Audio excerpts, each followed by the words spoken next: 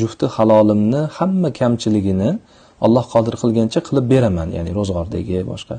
Shundan keyin ham ayolimga oyligimdan nafaqa berishim shartmi? Javobinglar uchun oldindan rahmat. Alhamdulillah, vassalatu vassalamu ala rasulillah. Juda ko'p aylangan masala. Ayol kishini nafaqani ichiga hamma narsa kiradi. Uni muolajasi, agar ta'lim oladigan bo'lsa, ta'lim puli, yemog'i, ichmog'i, kiymog'i, ayni vaqtda demak maskan bilan ta'minlanishi erkakning zimmasidagi farz amal hisoblanadi.